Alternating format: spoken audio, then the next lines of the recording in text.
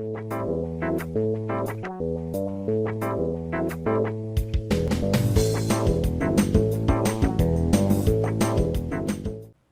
and welcome back to Graphics Addict. I'm Herb, and today we're going to be expounding upon our previous work to demonstrate tweening or easing, a method of manipulating a value so that it has a curve associated with it that diminishes or increases at a non-uniform rate. So what that means in other terms is that if you want something to appear to slow down or speed up, or something that is going to fade in and fade out at a certain interval, this is going to be a method that you can use to do that. So let's go up here and dive right in. I'm going to include tweens. Now, tweens is also a term that means teenagers between childhood and teen, so 12-year-olds and 11-year-olds. But that's not what we mean. We mean tweening, which is an older term for easing. And we already have this processor demo, so if you haven't seen Intro to Processors, this is a video that is being made after that, and it has these little spacemen. And what I'd like to do is take the crayon tint, which is the tint of the spaceman, and I want to fade that value using a tween.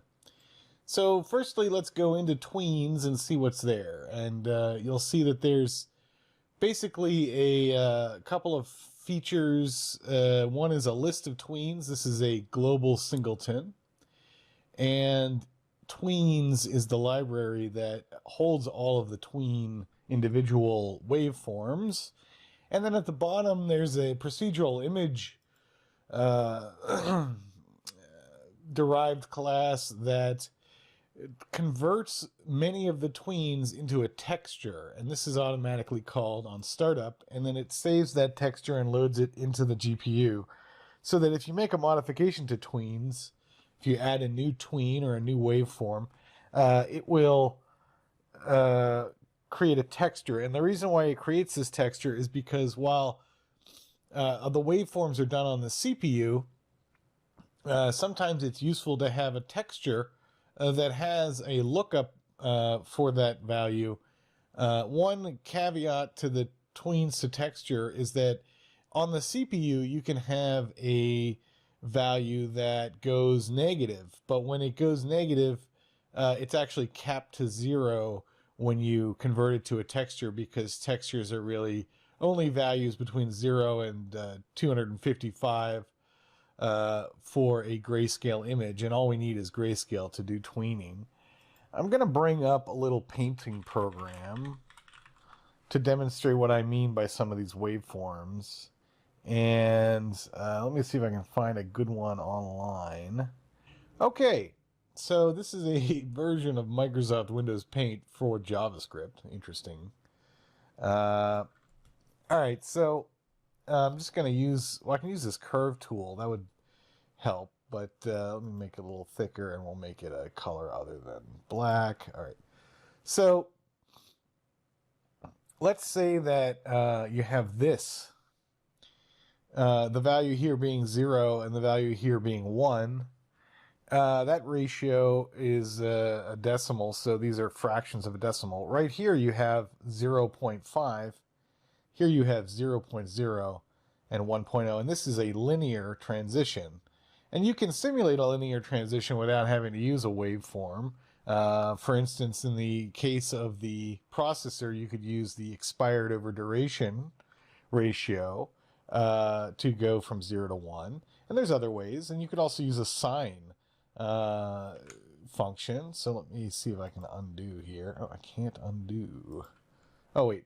It wants me to... Okay, so now we can bend this, and you can see that some of these values would create different effects because they wouldn't be going from 0 to 1 exactly. This would be a very quick spike. This would be a kind of a fast up and then slow to the maximum value. This would be another sort of parabolic value. This would also be another form of parabola that comes up very quickly and then very slowly fades to the full value. You can also have it come up early. In a waveform like this, you would have hit 1.0 by the time you got halfway through this waveform. And so that's the basic tweens, but you can imagine, for the example of a flickering torch, not just going from 0 to 1, but rather hitting values and going back and forth to create flickering. And so there are some of those baked in. You have a variety of different quote-unquote tweens available to you in the library that are hard-coded into the framework. So an example of like a flickering torch, it might look like this, where the value, oops, let's try that again, where the value sort of goes from one point to another, then goes to 0 suddenly, then goes to another value, and this could repeat hundreds of times in a single waveform. So there's different resolutions if you think about it in terms of there to there. When the CPU is updating either a shader's value using a tween, or it's making some computation of color or other value using a tween, it's going to sample, meaning take samples off the waveform. Why doesn't that stay? Let's put it there. All right. And then there. Interesting. So, all right. So there's another example. Let's do that one more time. Okay. There's another example of a waveform that comes up and then goes to a different speed of inclination. So they can get more complicated than just these simple lines, and that's the example of like a flickering, or like a and then like that kind of a. It's hard to not use sound effects because we're talking about time now, and but anyway, when a sample occurs, it's happening every frame, and there is a value in the framework for frames per second, and I believe it's set to 60. So 60 times it's going to come through here. Now there are 1024 values that are pre-computed along these functions and waveforms. So it has the ability, if you're sampling 1 second across this, there's going to be 60 samples. But if you've got 2 minutes, there's going to be many, many, many more little samples that are occurring over those 2 minutes across this waveform. So the way that the framework handles this is that it treats a single waveform as a series of values from 0 to 1024 to shape this curve. So that's your sampling rate. And then it will interpolate individual points. So if we think instead of a tween as a series of points, let's see if I can find a way to draw just a point. Well, I'll use the circle.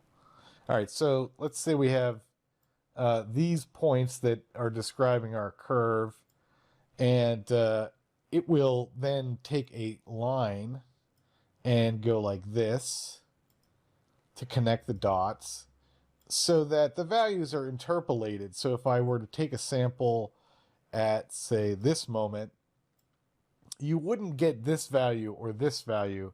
You would get this value where that line intersects. And of course, there are better ways of doing that. You could try to follow this in a curvature.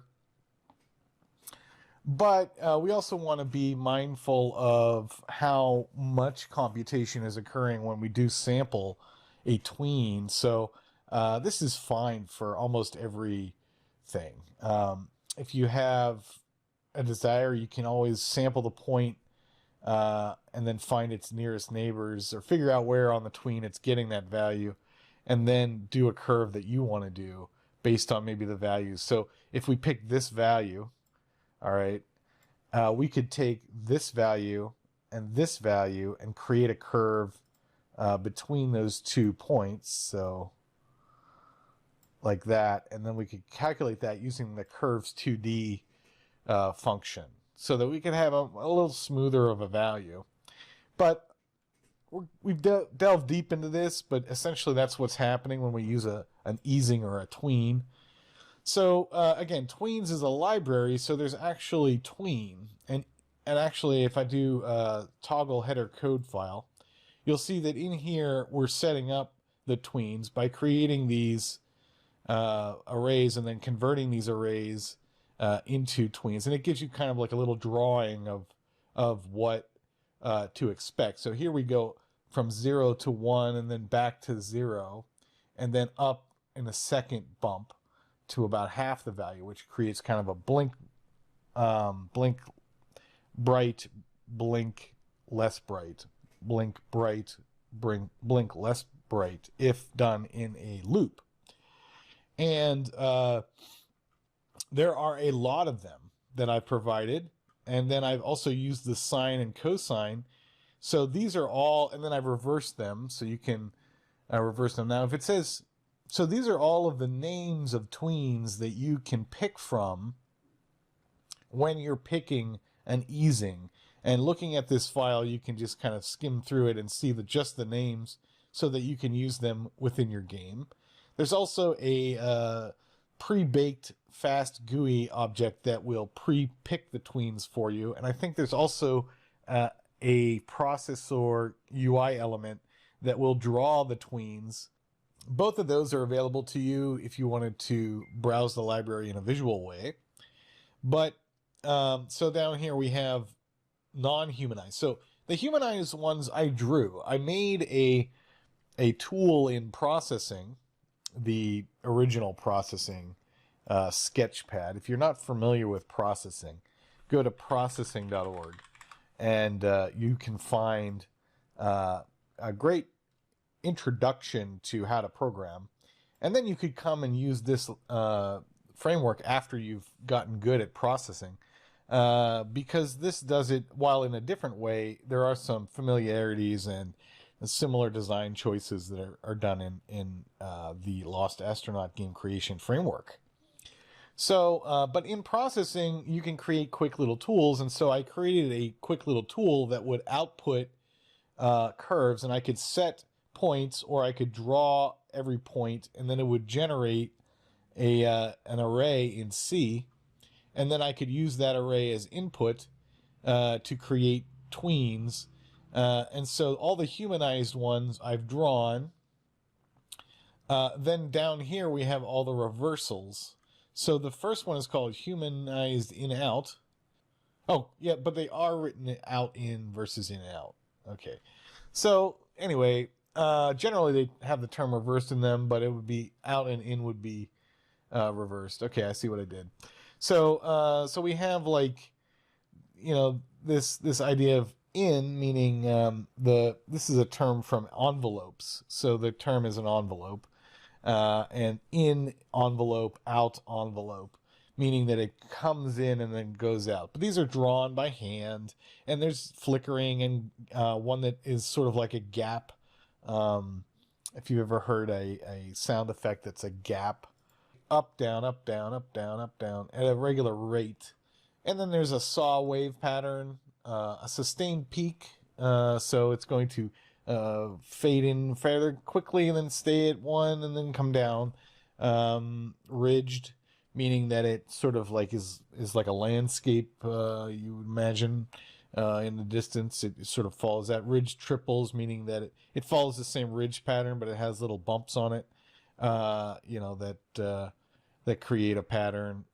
Showdown is just a, you know, kind of like what to name them after a while. Is it slowing down? Is it showing down? I believe this used to be I used it for a shutdown sequence of blinking. So I call it show down, show up instead of shut down, shut up, because it's really showing you blinks. Inflected, alternating open envelope. You know, these are different ones you can try out.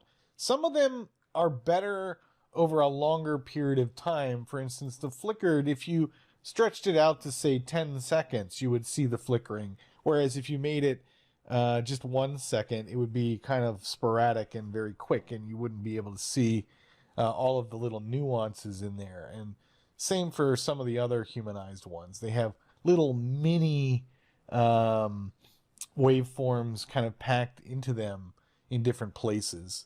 And then there's all the sinusoidal ones. So cosine, sine 0 to 1, sine 1 to 0, sine 0, 1, 0. So over the waveform, it's going from 0, 1 to 0. Here we have a doublet, 0, 1, 0, 1, 0.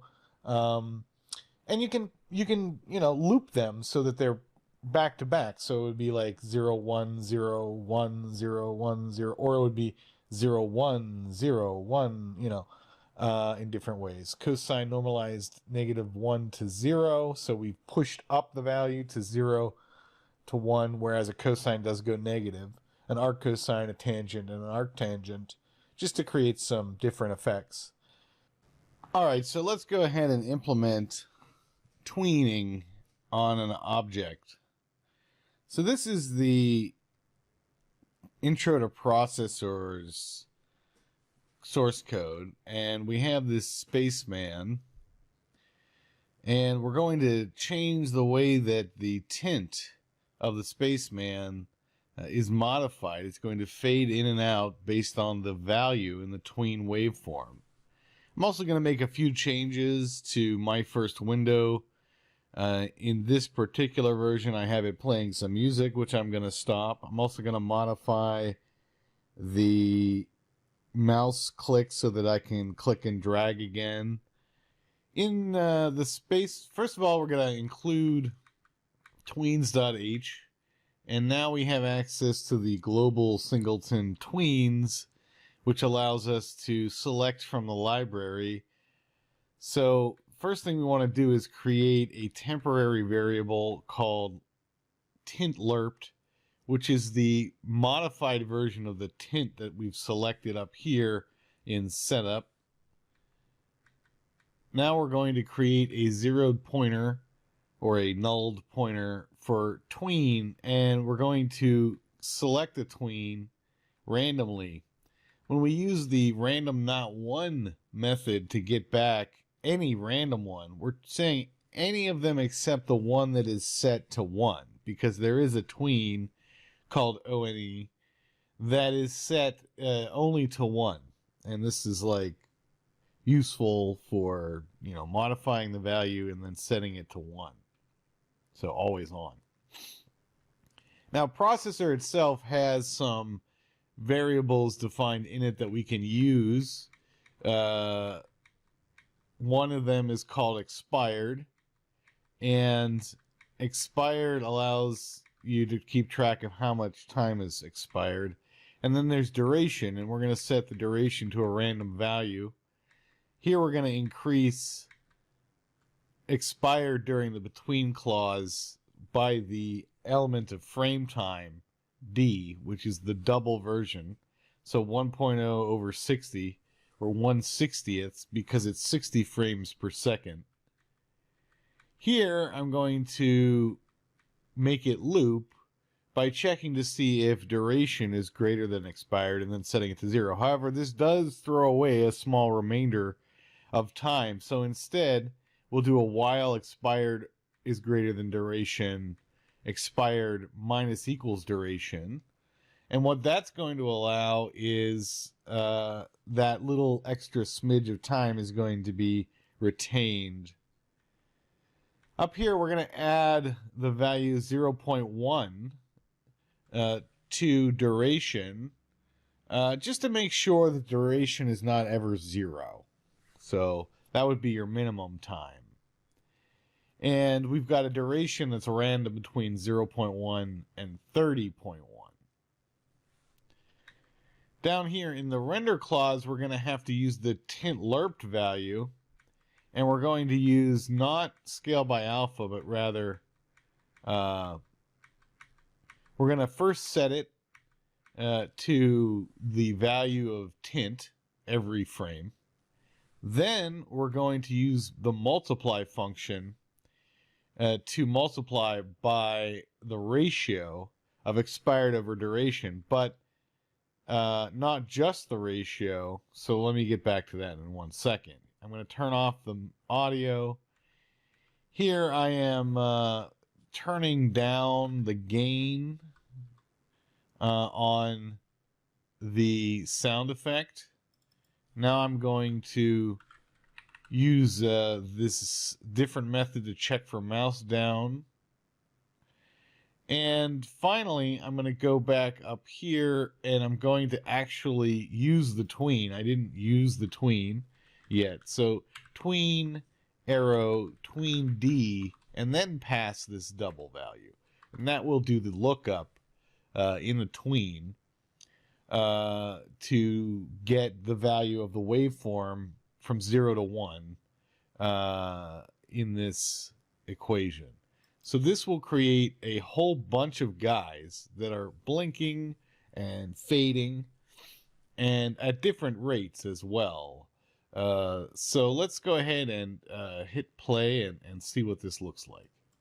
All right, here we are with the blinking astronaut down here, and we're just going to create some new ones.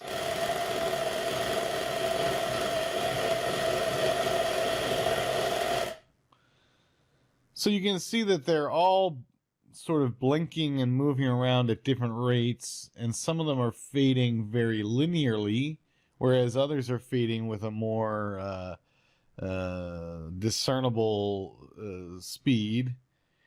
Some of them are blinking rapidly and fading rapidly. Others are being intermittent, and they're not fading in completely, or they're flickering.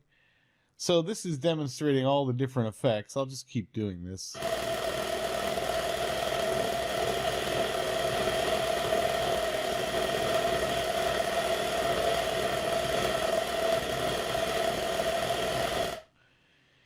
So each one has its own speed and its own waveform from the Tween library, and all sorts of different effects can be observed. So that's how you can use Tween to control a color.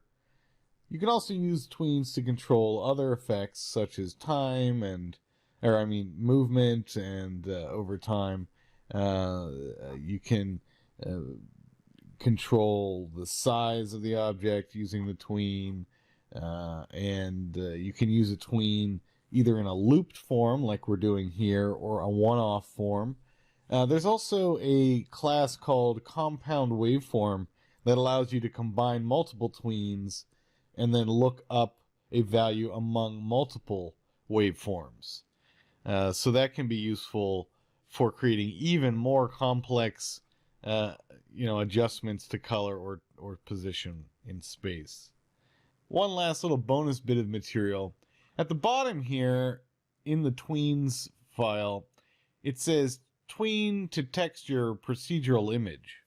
This is a special operation that occurs during the startup of the application. And what it does is it takes whatever waveforms are in the Tween library, and it converts them to grayscale, a special grayscale texture that can be used to look up the tween values that are at least positive values. It's clamped to 0 by a texture lookup in a shader. All right, it's written to a folder in the data folder called history, and then there's tweentable.ping.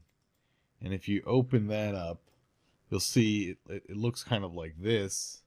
This is indexed in a couple of different ways, but basically there's a split in the middle, and then it draws one tween and then the next tween. So everything on the left is forward and everything on the right is reversed, I believe. That, and each line is one set of pixels that is indicative of the value of that tween. So this file is created automatically for you in the data history folder as Tweentable. This is where we store the user options and things like that. It uses a special paths historic, which is a way for us to prepend the right path name. And it calls the tween to texture procedural image operation. Subscribe, watch us on GitHub, star us on GitHub. Please download this, try it yourself. Hopefully it's useful to you. We'd love a sponsorship. It's a way to support the project and to keep me engaged, because usually I have to go and work, do something else for money, and it would be great if we could become independent so that I could port this framework to other widerly available platforms and continue to make it a free resource. Currently that's not the plan, but if we can get to a certain level of sponsorship, that would definitely be a plan for us. I would also form a nonprofit and try to perpetuate a free graphics library, not only for Windows, but for other platforms as well. So, with all of that being said, have a great day, and I'll see you in the next one.